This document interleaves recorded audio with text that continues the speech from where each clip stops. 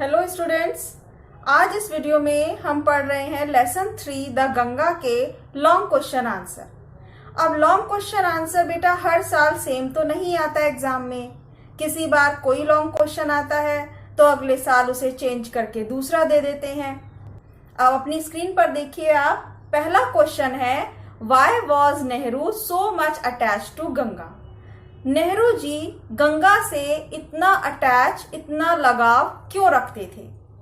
Second question लिया है describe the ways in which Pandit Nehru wishes his ashes to be disposed of. उस तरीकों का वर्णन कीजिए जिसमें पंडित नेहरू ने इच्छा व्यक्त की है कि वो अपनी राख को किस तरह से डिस्पोज ऑफ, बिखेरना चाहते हैं। What is the significance of the Ganga. Ganga का क्या महत्व है फॉर नेहरू, नेहरू जी के लिए, एंड फॉर इंडिया, और भारत के लिए। ये तीन मोस्ट इंपॉर्टेंट क्वेश्चन मैंने लिए हैं इसमें, और इन तीनों को एक आंसर के रूप में कैसे लिखना है। अब आपके एग्जाम में चाहे क्वेश्चन नंबर 1 आए तो भी आप इसके एक ही आंसर को लिखेंगे, सेकेंड आ जाए या थर्ड आ जाए, या फिर इस लेसन का किसी भी तरीके से लॉन्ग क्वेश्चन बनकर आ जाए एग्जाम में, आपको यही एक आंसर लिखना होगा। तो इस तरीके से थोड़ा आपको इजी पड़ेगा ये काम करना। टेंशन नहीं होगी कि हम 3-4 क्वेश्चन, 3-4 आंसर कैसे याद करें। तो अब चलिए इसके आंसर को समझते हैं, देखते हैं उसे। इस आंसर को हम हेडिंग वाइज लिखें, बहुत अच्छा रहेगा। और हमने इसे 4 हेडिंग्स में डिवाइड किया है। सबसे पहली हेडिंग अब हम देखते हैं attachment of Nehru with Ganga. Nehru was brought up at Allahabad. Nehru ji Allahabad में बड़े हुए। एज ही ग्रू, जैसे जैसे वे और बड़े होते गए, his affection for the Ganga also increased. Ganga ji के साथ उनका लगाव और बढ़ता चला गया। The Ganga reminded him about the snow covered peaks of Himalayas. Ganga उन्हें याद दिलाती थी स्नो कवर्ड, बर्फ से ढके हुए पहाड़ों की चोटी की, हिमालय की चोटियों की, एंड प्लेन्स और मैदानों की, where it has become the life of the people, जहां यह गंगा लोगों का जीवन बन जाती है। गंगा नदी के कारण ही जो प्लेन्स शुरू हो जाते हैं, जहां हमारा उत्तर प्रदेश है, इस उत्तर प्रदेश में खुशहाली, उपजाऊ मिट्टी गंगा के कारण ही तो है।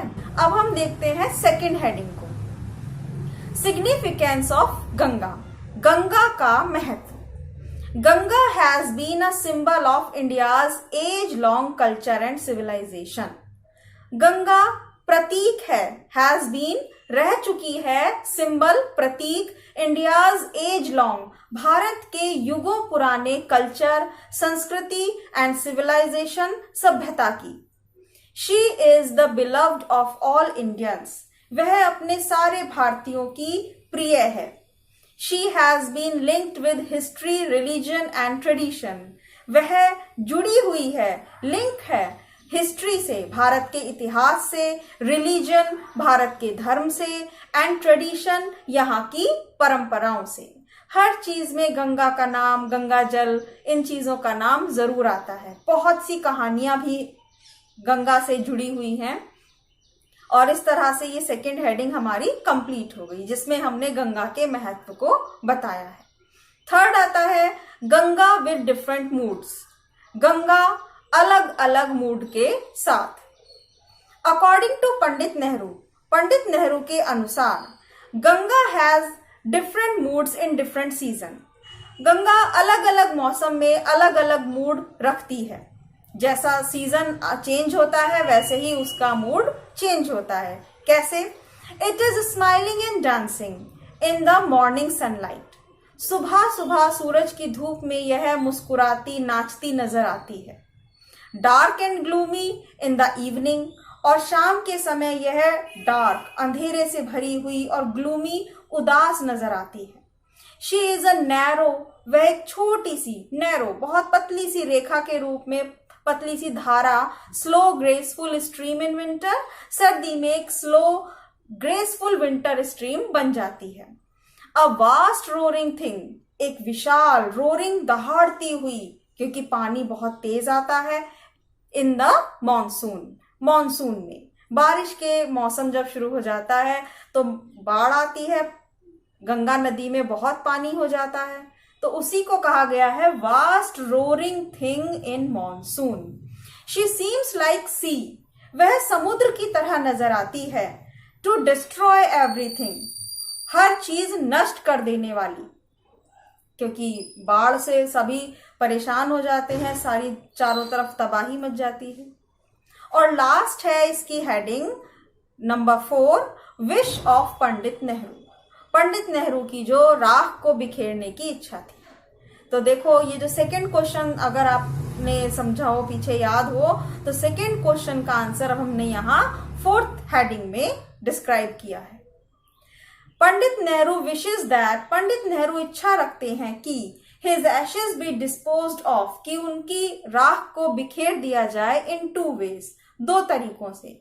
Firstly he requested that a handful of his Ashes should be disposed in the Ganga, कि एक मुट्ठी राख उनकी गंगा नदी में डिस्पोज, बहा दी जाए।